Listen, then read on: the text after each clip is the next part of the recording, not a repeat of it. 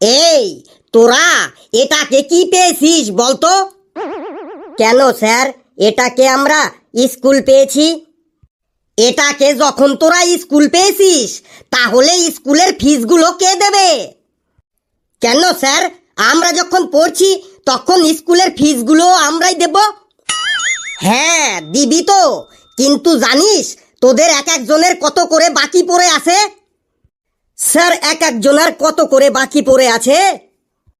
দাঁড়া, লিস্টটা বার করি, তারপর বলছি কার কত টাকা বাকি আছে। ঘেটু, তোর স্কুলের ফিস বাকি আছে 2,62,512 টাকা। বাপরে, এত টাকা! আর বাপরে বলিস না, তুই কবে টাকা দিবি সেটা আগে বল। কিন্তু স্যার, এত টাকা কি করে হলো সেটা একবার বলবেন? কি করে হলো মানে? তুই লাস্ট 11 বছর ধরে স্কুলের ফিস দিসনি, সেটা দিন পেরে পেরে সুদে আসলে এত টাকা হয়েছে। কিন্তু স্যার, এত টাকা দিলে তো আমাদের বাড়ি ঘর সব বেচে দিতে হবে। সে তোর বাড়ি ঘর বেচে দিতে হয় হোক, তুই আগামী 7 দিনের মধ্যেই স্কুলের ফিস জমা করবি, না হলে কিন্তু আমি তোর নামে থানায় একদম কেস করে দেব। স্যার, ফিসটা একটু ডিসকাউন্ট করা যাবে না? কি বললি? ডিসকাউন্ট? স্কুলটাকে কি তুই শপিং মল পেয়েছিস যে তোকে আমি ডিসকাউন্ট করব?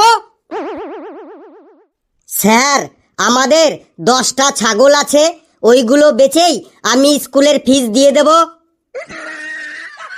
সে তোর ছাগল বেচেই হোক আর মুরগি বেচেই হোক, আমার 7 দিনের মধ্যেই স্কুলের ফিস চাই তো চাই। স্যার, অ্যামাউন্টটা যেন কত বললেন? তোর কানে কি ট্রাক্টর ঢুকে গেছে যে শুনতে পাস না? 2,62,512 টাকা। মন দিয়ে শুনে রাখ। পেছি, তুই তো শুনেছি প্রতি সপ্তাহে 11 বার করে বিউটি পার্লারে যাস, কিন্তু তোর স্কুলের ফিস এত টাকা বাকি পড়ে আছে কেন? স্যার, কত টাকা বাকি আছে আমার? তোর 1,95,719 টাকা বাকি আছে। বলেন কি স্যার, এত টাকা আমার কি করে বাকি থাকে? কি করে বাকি থাকে মানে? তুই ফিস দিসনি তাই তোর বাকি আছে। কিন্তু স্যার, আমি তো ফিস দিয়েছি। হ্যাঁ দিয়েছিস, কিন্তু সেটা 7 বছর আগে। স্যার, আমি সামনের মাসেই ফিস দিয়ে দেব। সামনের মাস বলতে তো আগামী 100 বছরের সব মাসকেই বোঝায়। তুই কোন সামনের মাসে দিবি বল? স্যার, এই মাসের পরের মাসেই দেব। শোন, এর পরের মাসে যদি তুই ফিস জমা না দিস তাহলে কিন্তু আমি তোর সাইকেলটা আটকে রেখে দেব, তারপর ফিস জমা দিবি আর তোর সাইকেলটা সারিয়ে নিয়ে যাবি। ওটাকে কালু নাকি? কালু, বলতো শাহরুখ খানের বউয়ের নাম কি? স্যার, শাহরুখ খানের বউয়ের নাম গৌরী খান। সেটা তো দেখছি তোর ভালোই মনে আছে, তাহলে স্কুলের ফিসের কথা মনে নেই কেন? স্যার, আমার কত টাকা ফিস বাকি আছে? তোর ফিস বাকি আছে 3,31,939 টাকা 50 পয়সা। স্যার, বাবার একটু হাত টানাটানি চলছে তাই ফিসটা দিতে পারছি না। কে কে আবার তোর বাবার হাত টানাটানি করছে? স্যার, বাবার হাত কেউ টানাটানি করছে না, আমি বলতে চাইছি বাবার হাতে এখন টাকা পয়সা একটু কম আছে। কি বললি? তোর বাবার হাতে টাকা পয়সা কম আছে? কালকেই তো তোর বাবাকে দেখলাম বাজারে 300 টাকা কেজি কাতলা মাছ কিনছে, আবার বলছিস তোর বাবার হাতে টাকা পয়সা কম আছে? গুল মারার আর জায়গা পাস না? স্যার, কোথায় 300 টাকা কেজি কাতলা মাছ আর কোথায় 3,41,939 টাকা? ওসব কথা স্যার, আগামী 7 দিনের মধ্যেই আমার স্কুলের ফিস চাই চাই চাই। স্যার যদি 7 দিনের মধ্যে স্কুলের ফিস জমা না দিতে পারি তাহলে কি হবে স্যার? তাহলে কি হবে? যদি 7 দিনের মধ্যে তুই স্কুলের ফিস জমা না দিতে পারিস তাহলে তোর নামে আর তোর বাবার নামে আমি কিন্তু হাইকোর্টে মামলা করে দেব। তখন দেখবি কোর্টে দৌড়াতে দৌড়াতেই তোদের পায়ের জুতো ক্ষয় হয়ে যাবে। স্যার আর মামলা করতে হবে না, আমি 7 দিনের মধ্যেই আপনাকে ফিস দিয়ে দেব। স্যার আমার কোনো স্কুলের ফিস বাকি আছে? বাকি আছে মানে? তুই তো এই স্কুলে ভর্তি হবার পর এখনো পর্যন্ত 1 টাকাও ফিস দিসনি, আবার বলছিস বাকি আছে। স্যার কত টাকা বাকি আছে আমার স্কুলের ফিস? তোর বাকি আছে 7,53,826 টাকা। স্যার আমি তো পল্টু মস্তানের ছেলে, আমাকেও ফিস দিতে হবে? তুই পল্টু মস্তানের ছেলে তো কি হয়েছে, আমার কাছে ওসব মস্তানি ফস্তানির গল্প করিস না। তোর বাবাকে যারা মস্তানি শিখিয়েছে তারা আমার কাছে সবাই টিউশনি পড়তে আসে, বুঝলি? তুই ফিস কবে দিবি বল? স্যার আমি যদি ফিস না দিই তাইলে কি করবেন? তুই যদি ফিস না দিস তাহলে তোর নামে আমি থানায় এফআইআরও করব না আর কোর্টে কেসও করব না, তোকে একদম ভুলভাল পড়িয়ে দেব, তখন বুঝবি মজা। স্যার ভুলভাল পড়িয়ে দেবেন তার মানে? পৃথিবীটা গোলের বদলে 4 কোণা বলবো, পৃথিবী সূর্যের চারিদিকে ঘোরে এটা আর বলবো না, এরপর থেকে বলবো সূর্য পৃথিবীর চারিদিকে ঘোরে। তারপরে 2 1 2, 2 2 4 এটা আর বলবো না, এরপর থেকে বলবো 2 2 8, তখন বুঝবি ঠেলা কাকে বলে। না স্যার আর ভুলভাল পড়াতে হবে না, আমি কালকের মধ্যেই আপনাকে ফিস জমা করে দেব। টোটো করে স্কুলে আসতে দমে আমার মজা লাগে, টোটো চেপে এলাম আমি আজ টানাডা টানাডা। টোটো ভাড়া দিতে দিতে পকেট তো যে খালি হচ্ছে, পকেট তোতে পয়সা নেই আর। টোটো করে স্কুলে আসতে দমে আমার মজা লাগে, টোটো চেপে এলাম আমি আজ টানাডা টানাডা। টোটো ভাড়া দিতে দিতে পকেট তো যে খালি হচ্ছে, পকেট তোতে পয়সা নেই আর। টোটো ভাড়া দিতে দিতে পকেট আমার খালি হচ্ছে, টোটো ভাড়া দিতে দিতে পকেট আমার খালি হচ্ছে। আয় আয় তোর পকেট আমি খালি হচ্ছি। এই রে আজ মনে হয় আবার লেট হয়ে গেল। Sir may I come in under the classroom? তোর এই সব সেঙ্গি মার্কা ইংলিশ স্যার, তুই আগে বল তুই এটা কি ড্রেস পরে এসেছিস? কেন স্যার ড্রেসটা তো ভালোই বটে। ভালোই বটে, এটা আবার একটা স্কুলে আসার ড্রেস হলো? স্যার লেবু তো স্কুলে পড়াশোনা করতে এসেছে, ও পড়াশোনা করবে, ড্রেসে আবার কি আসে যায়? ড্রেসে আবার কি আসে যায়? ড্রেসে অনেক কিছুই আসে যায়, ড্রেসের ওপর অনেক কিছুই নির্ভর করে। বললুন তাহলে ড্রেসে কি আসে যায়? এই মুখে মুখে তর্ক না করে দেশে কি আসে যায় শোন।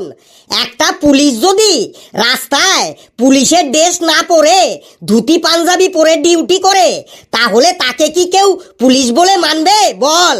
তারপরে একটা উকিল যদি স্যান্ডো গেঞ্জি আর লুঙ্গি পরে কোর্টে উকালতি করতে যায় তাহলে কি তাকে কেউ উকিল বলে মানবে বল? তারপরে একটা পাইলট যদি খালি গায়ে গামছা পরে প্লেন চালাতে ওঠে ওই প্লেনের যাত্রীরা তাকে প্লেন চালাতে দেবে বল? একটা ডাক্তার যদি বারোমুন্ডা পরে হসপিটালে রুগী দেখতে যায় তখন রুগীরা সেটা দেখে কি বলবে বল? একটা ভিখারি যদি স্যুট টাই কোট বোট তারপরে চোখে সানগ্লাস পরে ভিক্ষা করতে বেরোয় তাকে কি কেউ ভিক্ষা দেবে বল? তাহলে বুঝলি তো দেশের গুরুত্বটা কি? দেশে অনেক কিছুই আসে যায়। হ্যাঁ স্যার, এবার ভালো করেই বুঝলাম দেশে অনেক কিছু আসে যায়। যা লেবু, জায়গায় গিয়ে বস। Okay sir, all right sir. Sir, লেবুর কত টাকা বাকি আছে স্কুলের ফিস? লেবু, তোর স্কুলের ফিস বাকি আছে 2,91,352 টাকা। কবে দিবি বল? স্যার, আমার আবার ফিস তো লাগবে, ওদের সাথে আমাকে ফ্রি করে দেন স্যার। কেন? তোকে আমি ফ্রি করব কেন? স্যার, বাজারে 4টো সাবান কিনলে সাথে 1টো সাবান ফ্রি পাওয়া যায়। তারপরে 3টো জামা কিনলে সাথে 1টো জামা ফ্রি পাওয়া যায়। তারপরে 2টো স্যান্ডো গেঞ্জি কিনলে সাথে 1টো ফ্রি পাওয়া যায়। তাইলে ওরা 5 জন আছে, ওদের সাথে আমাকে ফ্রি করে দেন স্যার। লেবু, তুই আর আমাকে রাগাস না বাবা। তুই যদি 3 দিনের মধ্যে ফিস না দিস তাহলে ওই হিপি মার্কা চুল আমি কেটে নেব কিন্তু। না স্যার, চুল তো কাটতে হবে নাই। আমি 3 দিন কেন, আমি 2 দিনের মধ্যে ফিস তো দিন দেব বটে। নে, এবার ক্লাস শুরু করি। আজ আমি তোদের দেখব এতদিন ধরে তোদের পড়াশোনা করিয়ে তোদের কেমন জ্ঞান হয়েছে, মানে তোদের কেমন বুদ্ধি শুদ্ধি হয়েছে। হ্যাঁ স্যার, দেখুন আপনার কাছে পড়াশোনা করে আমাদের অনেক জ্ঞান হয়েছে আর অনেক বুদ্ধি শুদ্ধিও হয়েছে। সে তোকে আর বলতে হবে না, একটা কোশ্চেন করলেই আমি বুঝতে পারবো। নে ঘেটু, তুই বল দেখি তোর কেমন বুদ্ধি শুদ্ধি হয়েছে।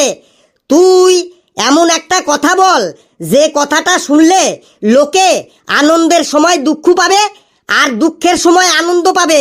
কথাটা কি বল? স্যার, কাউকে দুঃখের সময় যদি বলি তোমার 1 কোটি টাকা লটারি লেগেছে, এটা শুনে সে আনন্দ পাবে। কিন্তু তাকে আনন্দের সময় যদি বলিস তোমার 1 কোটি টাকা লটারি লেগেছে, তাহলে সে কি দুঃখ পাবে কথাটা শুনে বল? না স্যার। তাহলে তোর অ্যান্সারটা ভুল হলো। কোশ্চেনটা ভালো করে বোঝ। একটাই কথা, কথাটা আনন্দের সময় শুনলে দুঃখ পাবে আর দুঃখের সময় শুনলে আনন্দ পাবে। কথাটা কি? কিরে, কেউ বলতে পারবি না কথাটা কি? স্যার, আমি বলছি কথাটা হলো এই সময় থাকবে না। আনন্দের সময় কাউকে যদি বলা হয় তোমার এই সময় থাকবে না, তাহলে সে শুনে দুঃখ পাবে। আর দুঃখের সময় কাউকে যদি বলা হয় তোমার এই সময় থাকবে না, তাহলে সে কথাটা শুনে আনন্দ পাবে। Very good Hablu, very good, excellent excellent. বাড়ি যাবার সময় ক্যান্টিন থেকে আমার নাম করে আর তোর পয়সা দিয়ে একটা ললিপপ কিনে নিয়ে যাস। স্যার, এবার আমি একটা কোশ্চেন করব, আপনি বলতে পারবেন? আমাকে কোশ্চেন করবি? কর কর, তোর কি কোশ্চেন আছে কর। স্যার, একটা বিয়ে বাড়িতে গিয়ে বরযাত্রী আর কন্যাযাত্রীর মধ্যে কি করে গন্ডগোল বাঁধানো যায় বলুন তো? তুই বল শুনি, বরযাত্রী আর কন্যাযাত্রীর মধ্যে কি করে গন্ডগোল বাঁধাবি? স্যার, বিয়ে বাড়িতে গিয়ে বরযাত্রীদের পাশে গিয়ে বরযাত্রীদের শুনিয়ে শুনিয়ে বলতে হবে মেয়েটার এই বরটার থেকে আগের বরটাই দেখতে খুব সুন্দর ছিল। আর কন্যাযাত্রীদের পাশে গিয়ে কন্যাযাত্রীদের শুনিয়ে শুনিয়ে বলতে হবে ছেলেটার এই বউটার থেকে আগের বউটাই বেশি ভালো ছিল। ব্যাস, এই বলেই ওখান থেকে টুক করে কেটে পড়তে হবে, আর দেখতে হবে না। তারপরে শুধু খেল দেখবেন, তারপরে শুধু খেল দেখতেই যাবেন। এই, কে আসিস রে? ফেলুকে একটা নোবেল সুরে মার। বাপ রে বাপ, তোর মাথায় আসেও। এই, তোরা চুপচাপ বস, আমি এখন যাই।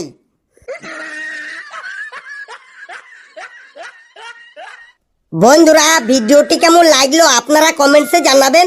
আর ভিডিওটি লাইক করবেন, যত পারেন শেয়ার করবেন, আর চ্যানেলটিকে সাবস্ক্রাইব করে আমাদের সাথেই থাকবেন। হাসতে থাকুন, সুস্থ থাকুন। যত বেশি হাসবেন তত বেশি সুস্থ থাকবেন। আর বিয়ে বাড়িতে গিয়ে কিন্তু কেউ এইরকম করবেন না, প্লিজ কেউ এইরকম করবেন না, তাইলে কিন্তু সাথে সাথে একদম গন্ডগোল বেঁধে যাবে।